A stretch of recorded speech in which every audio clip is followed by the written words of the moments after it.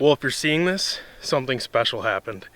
Troy Peterson, Mr. Bluegill, just got us an invite to sneak out on a Wolf River fishing float, fishing raft, walleye raft. Not really sure what they're called. It's a tight-knit community, and it's not very normal for outsiders, I guess, to get to just go jump in on one. And basically, it's like a ice fishing village on a river. There are these rafts that people tie up to trees, and they spend the spring walleye run essentially living on them in the evenings and nights. And we've only got 1 hour of daylight left, so we got about a 45-minute drive up there. And if this works out, I might catch a walleye on a cane pole.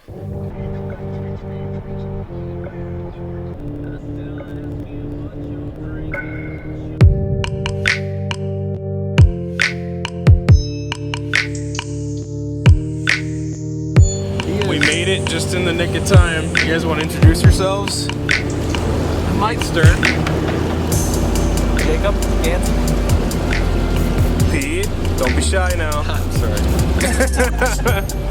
We hopped in the boat and we are arriving. How sick is this?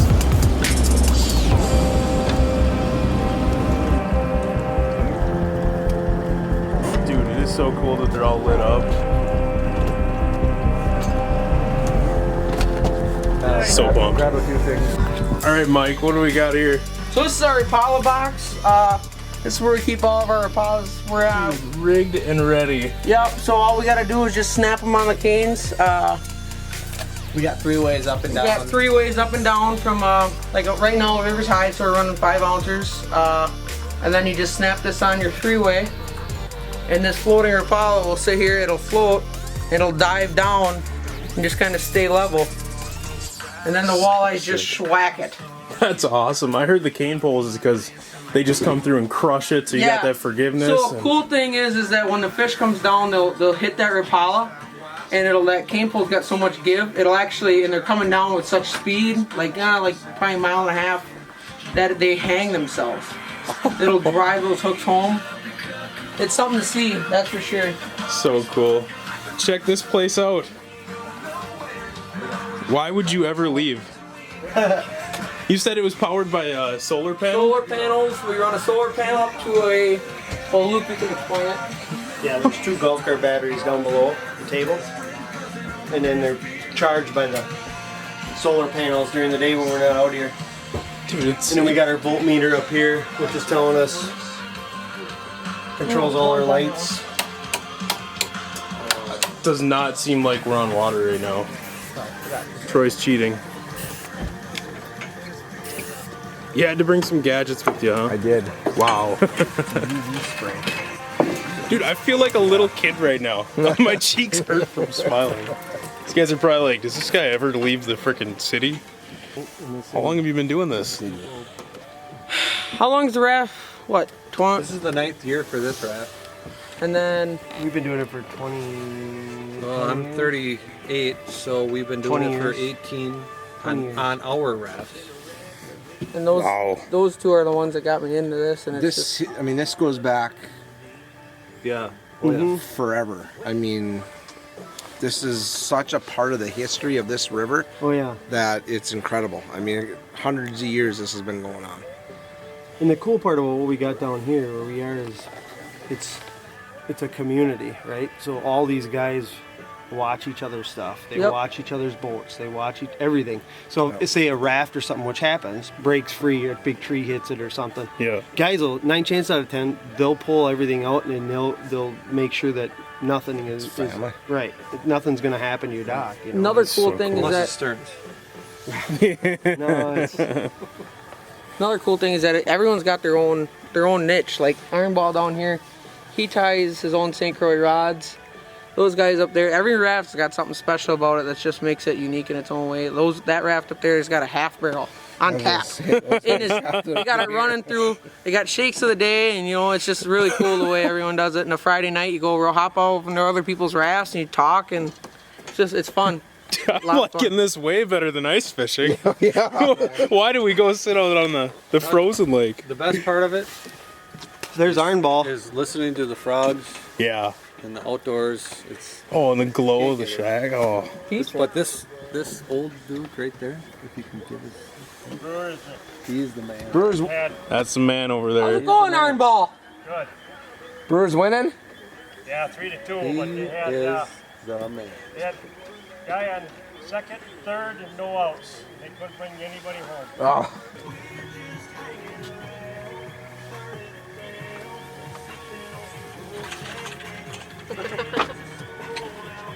Watch your rods. Where's he going, Luke? Straight in right now. Hey, who's on top? There, I got it all. All right, good work. Dude, that is some teamwork. So what just happened is you guys hooked up with a sturgeon. Which can take apart everything. Yeah, which can rip apart. It's like a nuclear bomb. It's like the Cuban Missile Crisis every time something, you know, you get a sturgeon on. Dude, it was just impressive how you guys all knew like your role and what needed to be cleared and moved and. Yeah. All right, Mike, what you got there? So this is our book. Every fish we catch, well, unless the bush lights play in the role with this. The more bush lights are in the area, the less we document. But every fish we catch, we write down on this book.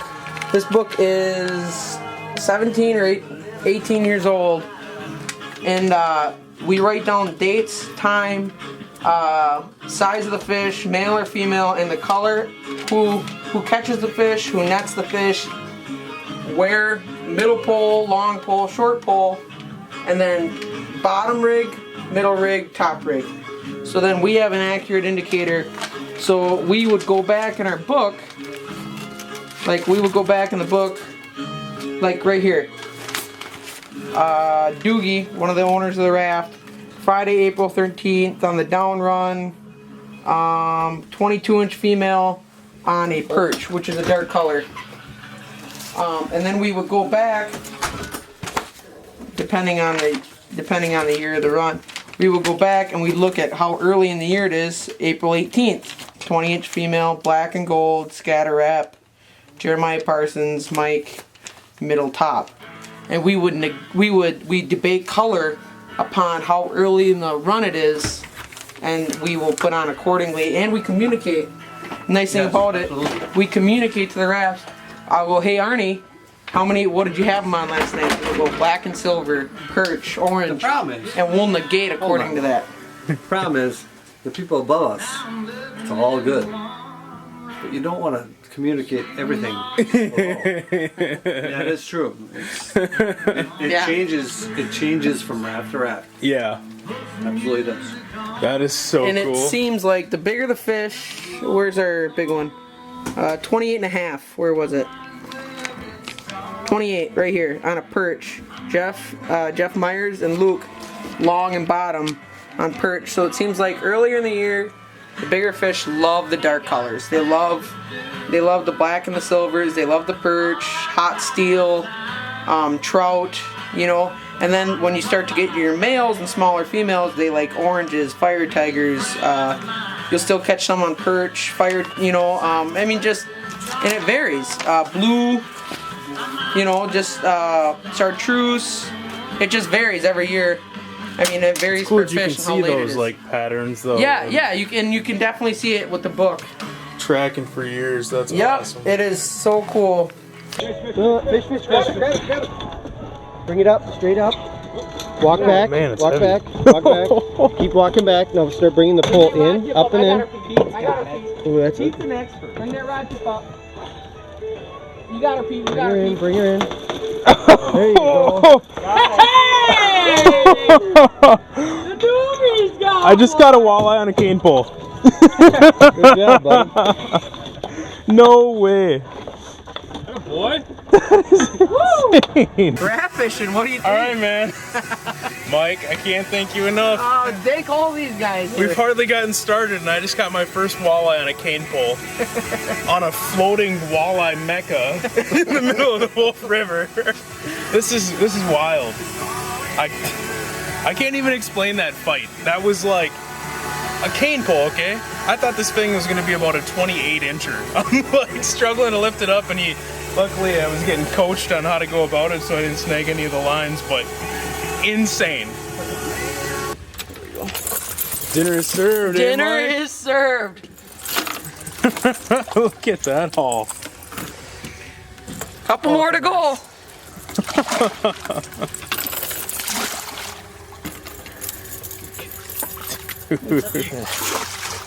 Perfect. Perfect. Now we gotta get Troy one. Fish right here. Fish. Hey. Got him. Got it. I got it, look. No, he's got it. Well, Troy, have you ever caught a walleye on a cane pole? You know, I've got a couple, but this one here is gonna be special just because we had a bunch of good group of guys today. It's gonna taste nice. Oh, it's gonna be yummy. Pete on the net. Hey, this is gonna be the before. You're gonna have to see what happens tomorrow when these are gonna be fried up and in our belly. Nicely done. I got the net. Ooh, on again. I got it, Mike. Oh, that's a good one. Why is that? Oh, that's a backside. Holy That's a shit. double pointer. Backhanded. Oh, double pointer. Jacob. There we go. This is wild. Sorry, I poked you right now. No, it's all good. Tell me you got that all on camera. I got a little bit. I got enough. Dude, this is absolutely wild. When a fish bites, it's madness because everybody's got like a certain thing that they're doing. One person's grabbing the net, the other one's clearing a line. It's so sick. And the fight is incredible in the current on a cane pole.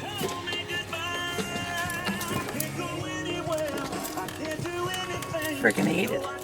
Just munched it. I know absolutely nothing about catching walleyes on cane poles, so I'm gonna have the experts break down this rig a little bit here. The first thing that I notice, aside from the fact that it's a cane pole and we're on a float or a raft in the middle of the river, is like a little mini wiffle ball on the end. What's the deal with that? So, and me and Luke can tell you about this. This wiffle ball, what we use for this is, if you hear it, they make a lot of noise. When a fish goes off, a lot of times you'll hear it before you see it. Like that one, I heard that one upriver. Immediately it turned. It's a reaction thing. So I mean that's huge, and also it's sight. You can see that wiffle ball. You can see the end of the cane pole, how the cane pole is reacting, which is huge. And off of this cane pole, Luke, if you want to tell them about what we got going on for our rigs. So each year the water varies in height due to rain, whatever. So what we'll do is we'll take and run. As you can see, there's 3 ways tied at different lengths all the way down the pole. Okay, so what we can do is we can vary our height from the top of the water to our first Rapala. So depending on water height, low year, high year, you can adjust accordingly to make sure that you're running your Rapalas where you feel they need to be for the spot you're in, depending on the depth.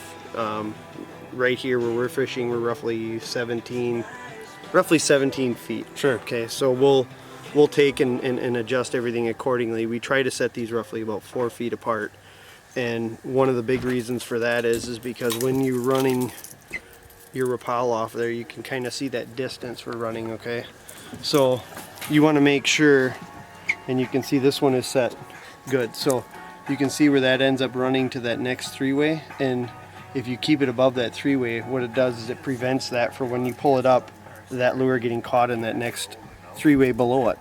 So it prevents tie-ups or whatever when you do get a fish on, or when you're pulling your poles and checking them, whatever. So, and then what we also do on the end here is you can see how we tie them up. Everybody probably ties them up a little differently. So we'll take black tape, and you can also take and wind up a couple of feet up in that black tape too. And what that does, that allows you, if the river does go up, you can adjust your depth there. And then we'll take and spiral that line all the way down. Roughly Oh this wow, way. yeah, I didn't even see So that. that line is spiraled all the way down that pole. In case you break it, in case So it's an easy and quick adjustment. Yeah. So we'll take and spiral that all the way up that rod. What are you running for line here? That's going to be like a 20 or 25 pound. 25 pound ice fishing line is what we like to use. You know, with just normal 3-way normal 3-ways, and then we like to vary 4 feet, 3 to 4 feet in between each 3-way, and then off of that 3-way we'll run the Rapala, and then varying on how fast the current's moving. Right now, it's an extremely high water year. You know, these fish are ripping through here, and I like to keep that Rapala deeper. So we will use a heavier sinker. We're talking a 5-ounce bell sinker, and we'll run that actually off the bottom of our last 3-way, and then throw a Rapala off of the 3-way above that. So, and you know, another nice thing about running these 3-ways, like Luke was saying, is that you can find the depth at what the fish are coming through. So I mean, a lot of the fish that we've had tonight have been off our middle 3-way, the 3-way above our weight. So we've been switching, Rapalas up to the middle 3-way, and it's been more productive for us. So that's a big thing that we've been doing, and it's a big thing, you know, and that's a big part of it, is just finding where the fish are on that given night. You know, and each hours of the night can vary too. I mean, sometimes the fish move up, they'll move down, so we like to keep we won't move them all up to the middle, but we'll keep a good variance so that we're covering a lot of base. As far as this, we go short poles and long poles too, and middle poles. So then we know where those fish are coming through, the main part of those fish are coming through. If we're catching a lot of fish on our short poles, the next day, we'll move this raft in. So then we can stay on the fish. And then if the next night after that we catch a lot of fish on long poles, we'll move it out so we can stay on the fish constantly. And look at this right here. Cueing the stun fish. Get this one in the net, boys. Yep. Well, we got that whole tank grab that up. Here rod, comes the Tom. teamwork. Grab that rod. Keep it Get down. that in the net. That's nice. There we go. Nice. And that's how it's done. That's how we do it. This is so sick. I gotta get a closer look at this fish. Temperature controlled custard machine. Don't worry, I'm working. Is that you, man? No! Oh, No, you're it just wasn't. helping out now. Yep. I thought it was your turn. Yeah, I had to assist on that one, but And leave the whole expertly handcrafted shake thing to You guys won't even let us film a 2-minute thing without catching one, huh? no tutorials. Jacob, do you want to hold that over here? Action is hot. Hold it out. Act like you're proud. The nice thing about those fish, they're so beautiful. I mean, they stay a nice gold color. The fight is insane. The fight is crazy. You gotta remember that river is ripping at 1.5 miles, 2 miles an hour, and then you're gonna horse that up with a rod that's got a lot of forgiveness. So those fish feel so heavy. It's nuts. The cane pole thing. I mean, if a boat was just driving by and had never seen this, like I did the last 2 days, you're just like, oh, cane poles, like, you cannot duplicate this with fishing rods. No, you can't. I mean, look at how set up you guys are in here, covering every single depth. And Luke will tell you, we're covering a big hunk of river where this current's coming through. It's a huge hunk of river where this current is coming through. With regular fishing rods, you would be able to fish with 3 rods. And now you've got whatever 15 Rapalas or whatever the and we limit can. is. It's a quick connect. We got everything ready to go in our Rapala boxes. So all we got to do is just unhang them, clip them on, throw them in, ready to go. This Done. is crazy. I gotta ask. Every single one is a Rapala original floater. So is there a reason you're doing original floaters? Well, I mean, it's a thing that we do. Uh-oh. What's going on? Are you on? This is madness. We'll use the originals with the normal bill, and then we'll use scatter wraps too. And I think that with the high water year and how fast the current's going, as the originals are working because they got a little bit slower of a wobble, but the scatters, they have a faster wobble. Mike? Yeah, what's up? What do we got going on over here? Oh, phew. Better clean the lens after that. Did that fish come with another fish bomb bait? Yeah. Yes, it did. All right, Troy. I will let you do a shameless plug here. Okay. What are you doing? He just sprayed it and it I worked. think Troy should be leaving that bottle down here. I'll leave this bottle with you guys. What is this contraption, and So- why are you spraying it on my camera? This is a new product called Fish Bomb, but what it is, it's a UV enhanced scent. So when we're spraying the baits, we're not only adding scent, but we're adding a UV coating to them.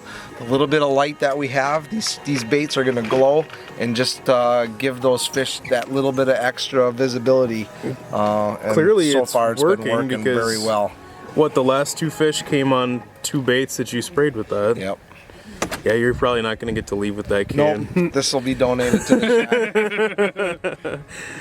I know where there's Next more time where I come back, and I am coming back, I'm gonna bring these guys a gift package of a bunch of Rapala original floaters because I've seen the way sturgeon come rolling through here and logs and stuff, and can wipe out about $500 worth of Rapalas in 30 seconds. Oh, that was a sturgeon rolled it. and a sturgeon just rolled. This is just insane. I don't even know how to describe it aside from that. Incredible. Well, Yeah. successful night. Got a couple more on the other stern, but yeah, it was a good night. God, I cannot thank you guys enough. No, anytime. This is absolutely incredible. I don't want to leave, but it's about midnight, and we got another early morning of pre-fishing in the morning, and we're running on 3 hours of sleep. But these guys are gonna camp out here. Yeah. We'll be up probably around 8 bells, head off to work, and come out and do her again tomorrow night. I have a So- feeling you'll probably catch a few more fish after we leave too. Yeah. Yeah, we'll let a couple soak and probably end up with hopefully a couple more, you know. But I mean, it was an honor having you guys out. It was Aw, nice dude, meeting all of thank you. you so and- much. This will not be my last time. This No, was- you got it anytime. Anytime you guys want to come out, just give a call. We're out here all the time, and you know, from April to May, it's game on. Oh, I Gotta get appreciate 'em. it, Mike and Troy. Dude, it's been awesome. We still got a few more days of fishing though. Yeah. So we'll see what's next. You gotta get her in. That's for sure. Good luck, guys. Bites Nice hot. to meet you. Here comes the ride. Make sure you gotta wait.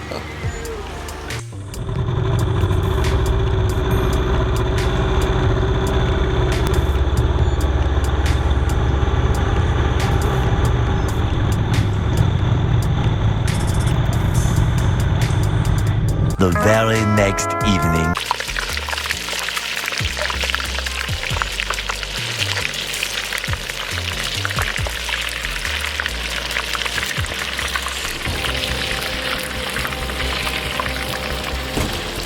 Catch and release for the grease.